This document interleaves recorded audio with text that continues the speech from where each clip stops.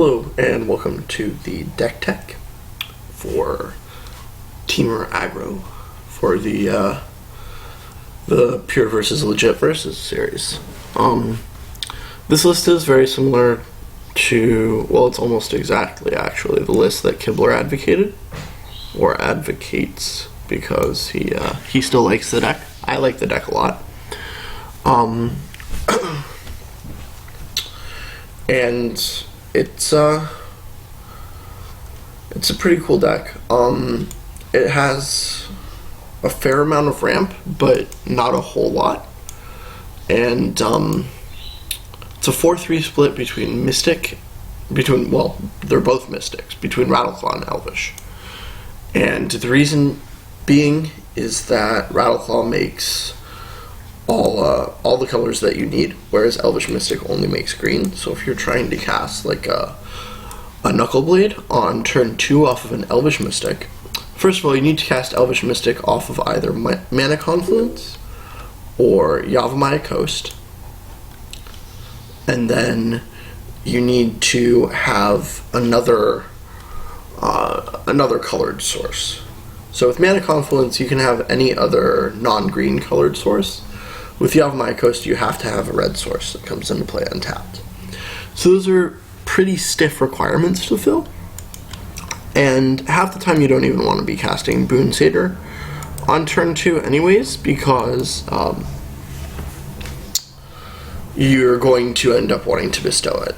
So jumping the curve from 1 to 3 is not as important as jumping the curve from 2 to 4.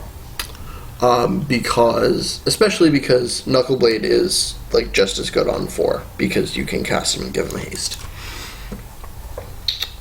So that's one reason why Mystic is better, or why Rattleclaw is better than Elvish. Why Elvish is a little worse, but also Rattleclaw Mystic has this little 2 in the bottom corner that can be very relevant. Like, we aren't trying to play like a Sylvan Caryatid deck that tops out at Xenagos and Stormbreath Dragon and has a lot of hard to answer threats, although Knuckleblade, Sarkhan, and Phoenix are kind of fitting that role.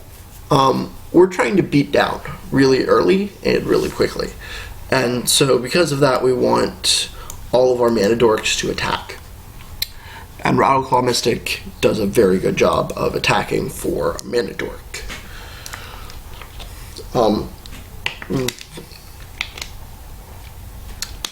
In addition, sometimes we get the turns where we go Elvish Mystic into Morph Rattleclaw into Go Ham, and that's really good. So generally, 4 Rattleclaw Mystics are better than 4 Elvish Mystics, but we still like Elvish Mystic because it lets us, say, play Mystic on turn 1 and then Rattleclaw or Air on turn 2. Excuse me. Plus a tap land, which is often very good and lets us play some of the more expensive cards in our deck a little early if we hit it with Rattleclaw. Like a turn 3 Sarkhan, or 4-drop plus tapped land, or just a big Creator's Claws eventually. So don't get me wrong, Elvish Mystic is good to have in the deck, but Rattleclaw Mystic is better. Now, we get to Heir of the Wilds is kind of a unique creature in that it costs 2, which is very cheap, and it does nothing but beat down. And it is very good at beating down. It's a 2/2 with Death Touch, which means it can attack into literally anything without first strike, and it will kill it. At least trade. But the big thing here is its ferocious ability. Whenever it attacks, if you control a creature with power 4 or greater, so all these guys, all those 17 guys, it gets +1/+1. So it's a 3/3 Death Touch for 2, effectively, if you can resolve and keep one of these 4 power creatures on board. And that's ridiculous, because it attacks into Courser and lives if your opponent blocks. Like, it just kills the Courser straight up. It doesn't trade up with your opponent's, with the most commonly played 3-drop in the format. It kills it. That is huge for a 2-drop. It's just absolutely ridiculous. I can testify this card is extremely good. I've played it in Abzan Aggro. I think there will be a video set of that a little later in the week or next week. But it's very, very it's very good in this deck, especially because we have the full 8 3-drops that turn it on, and stuff like Ash Cloud Phoenix and Polychronos are actually surprisingly hard for a lot of decks to interact with. Well, I guess Ash Cloud Phoenix, it's not that surprising that it's difficult, but Polychronos too, for the red-based decks, if they don't have a non-conditional removal spell, they have to spend 2 burn spells on it or whatever, so... Or like an attack and a burn spell. Or... Anyways, I digress. Heir of the Wilds is amazing. You definitely want the full 4 in this deck. Probably want the full 4 in the Abzan deck, to be honest. It's just that good. Moving up the curve a little bit, we have all of these enablers. If I could run 8 Savage Knuckleblades, I would. The card is just crazy good. It's a 4/4 for 3 mana, which is already very reasonable in this current standard format. But then, you add on the fact that it has haste. So it's either a 4/4 for 3 or a 4/4 with haste for 4, whichever one you want. It lets you take advantage of extra mana laying around and get in some pretty savage attacks with it. Very savage, knuckly attacks. And then its pump ability allows it to attack through cards like Doomwake Giant and Polychronos, which is extremely relevant. Apologies for the airplane. Boon Satyr is... Kibler said this, and I agree. Boon Satyr is the worst card in the deck by a relatively significant margin. That doesn't mean that it's unplayable, and it still definitely has its uses, especially for bestowing on 5 mana. So if you want to like plus Sarkhan or attack with Ash Cloud and then bestow Boon Satyr onto it, you get in 8 points of damage, and it's very difficult to block because of flying. Or just bestow it onto a mana creature to make them more relevant attacking late game if you have 5 lands. So it's still good. It lets you play a little bit of a Drago, or not a Drago necessarily, but like a Flash E game with Temur Charm and Lightning Strike, as well as some of the counter spells out of the sideboard. Because Boon Satyr has Flash, so you can hold up 3 mana and your opponent doesn't know what you're going to play. And you can play either of them, or you might only have one, but the bluff causes your opponent to play around something that you don't have. So it's very very good. But all the cards in this deck are very good. Boon Satyr is the card that I'm most interested in cutting, finding a replacement for. Kibler said that he'd tried Goblin Rabblemaster and that he'd tried Fanatic of Xenagos, and I like both of those cards. I don't think Goblin Rabblemaster has a home in this show because it's pretty bad at triggering Ferocious. I do think that Fanatic of Xenagos might be a good replacement. Kibler didn't like it, but I'm going to test it out on my own, see if I do come to a different conclusion. Because when you cast a Fanatic, first of all, it's pretty easy to cast on turn 2 off of an Elvish Mystic, which is crazy. But also, your opponent is heavily incentivized to pay tribute, just because of the way its abilities work. You can either have, they can either get hit with a 4/4 now, and then a 3/3 for a while, or they can not get hit with a 4/4 now, and get hit with a 4/4 later. So the damage is, they take a lot more damage if they don't pay tribute, assuming no blockers or whatever. So Fnatic might be a good replacement. I'll be testing him out. But Boon Satyr isn't great, but it's not awful. The 4s, Polychronos is just really powerful. It's a 5/5 for 4 that has an upside of being able to really deal some damage to your opponent's team. Like, it's very, very, very good at kind of interacting with these little weenie aggro decks, like mono red and mono black, if you see them.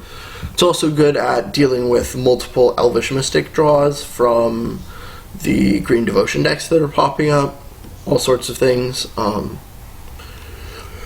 It can even, like, even with X equals 2 for its fight ability, can even kill like a Seeker of the Way or a Goblin Rabble Master. And it's great insurance when you flood out. So it's just all around a good card. It's another card that I might be looking to replace, but it's just so big that I don't think I'll want to. But the fact that it's a lot of times essentially a vanilla 5/5 because the deck has a lot of other mana sinks might mean that it's on the chopping block. I haven't played with the deck enough or seen it enough in action to really determine if Polychronos is where I want to be. But I don't think there's a good alternative, so Ashcloud Phoenix is amazing. It's just this amazing underrated card that people don't realize is good. It's a 4/1 that when it dies, you get a 2/2.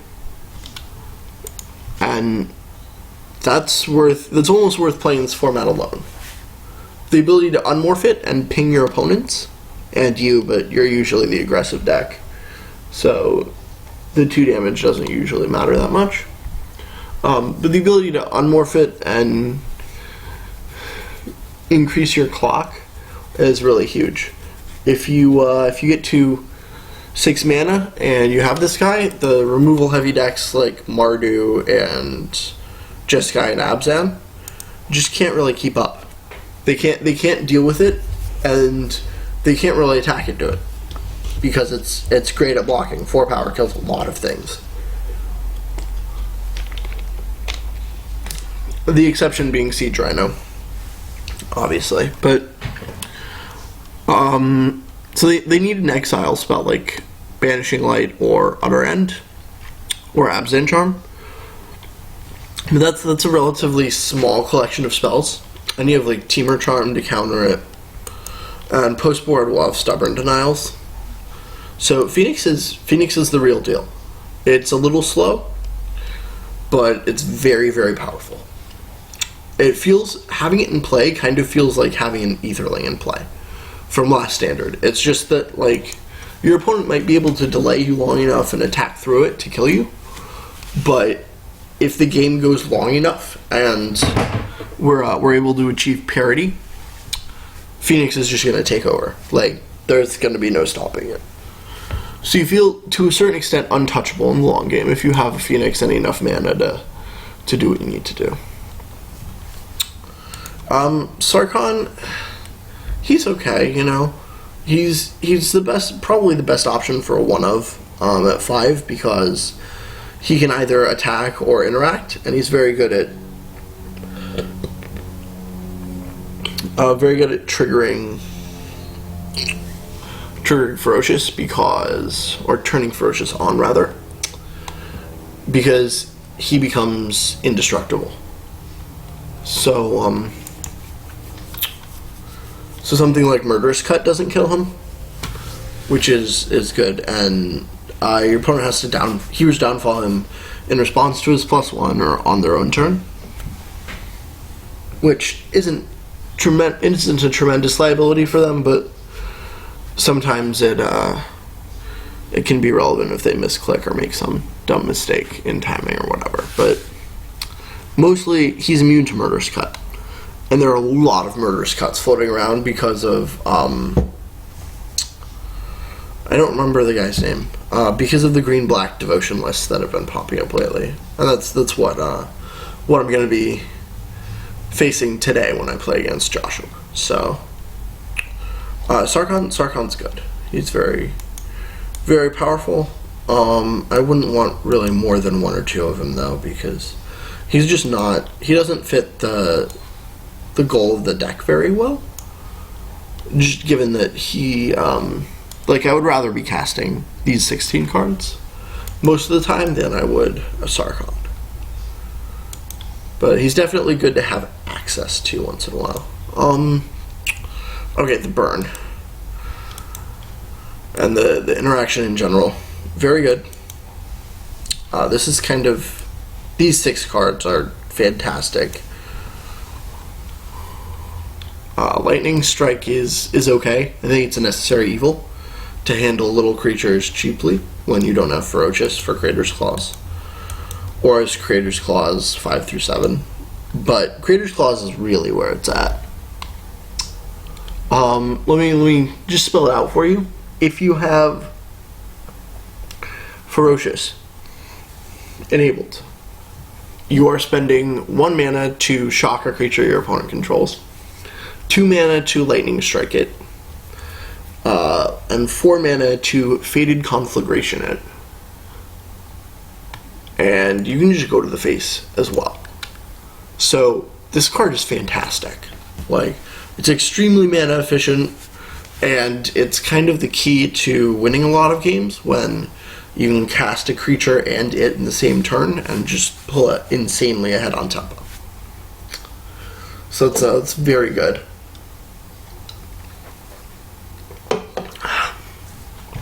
Temur Charm is the card that I've been pretty impressed with because it's so versatile. You usually have a relatively big creature on board, so Charm can be a removal spell or a counter spell or a falter effect.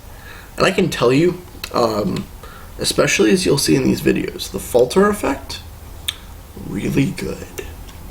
Especially against Hornet Queen. Temur Charm is like the anti-Hornet Queen. You can either counter it, and your opponent's not likely to have 10 mana, or you can make it so the entire cadre of insects is unable to block. And then you Alpha Strike, and it is glorious. Onto the mana base, I just used Kibler's mana base, but made one change. That was I swapped Mana Confluence for a Shivan Reef to decrease the amount of pain we have to take over the course of a game. I think it should work out pretty well. The colored sources, we still have enough of everything. Cutting one green source doesn't slow us down a lot when we have these Elvish Mystics, because we still have enough to reliably be able to cast Mystic on turn 1, and then Mystic gives us the second green for Boon Satyr and Polychronos if we don't have another green source. So it's pretty consistent. We have the four Tri-lands, the full set, and the Mana Confluences, which do the same thing. Whoops, there we go. Except they come into play untapped, and they deal us pain. We have the Reefs and the Coasts, which are 6 pain lands, to go with our Confluences. So the mana base is definitely painful, but it's worth it to be able to cast cards like Savage Knuckleblade and Temur Charm and Ashclad Phoenix. It's so good. The cards that we're casting are so powerful, and usually that means that the mana base is totally fine. Like, I would do pretty much whatever I needed to do to be able to cast these spells because they're so good. Wooded Foothills fetch lands. They also deal us damage, albeit once, but we have to commit with them. They can only find one color, either forest or mountain. So they thin our deck a little bit, which is almost negligible. Like, I wouldn't play these in a monocolor deck, obviously, but because they fix our mana, the deck thinning is like a little beneficial when we're playing them already, but it shouldn't matter except in like one of every 50 to 100 games, I think. Anyways, that's the main board. This is long. I'm really going in depth for you guys, so you guys can really understand like why each card is in the deck and stuff. So sorry for the length. The sideboarding will be a little briefer, and then you can get on to the games. Sideboarding, we have our Counterspell package. Stubborn Denial is amazing. Denial and Crater's Claws are both great in a deck that can consistently turn Ferocious on, because they're so mana efficient. It's insane. That's really, really good. And I would highly recommend playing these. I might go up to a 4th, just because in the matches I've had against any sort of controlling or removal based deck, I just want all of them. I just want to draw Stubborn Denial, Stubborn Denial, Stubborn Denial. And counter all the things while bashing. Again, it's a great way to pull ahead and cast 2 spells in a single turn, because you can cast a creature and then hold up Denial and interact with your opponent's removal spell, and then you just start pulling ahead on tempo. Disdainful Stroke, again, very good. This deck sometimes has trouble with things like Whip and Hornet Queen, and Disdainful Stroke deals with that very well. Very cleanly. Clean answer to Siege Rhino, clean answer to Wingmate Rock. Again, often we can cast another creature and hold up Disdainful Stroke. There's not much more to say about this. Everybody knows how good it is. The burn is there for cheap, aggressive decks. We can interact on their level with Magma Spray for 1 and Arc Lightning for 3, both relatively inexpensive. And that lets us, like, Magma Spray kills 1 creature very permanently. It even handles Bloodsoaked Champion because it exiles. And it's also it's just really efficient. A lot of the times it ends up killing 2 drops.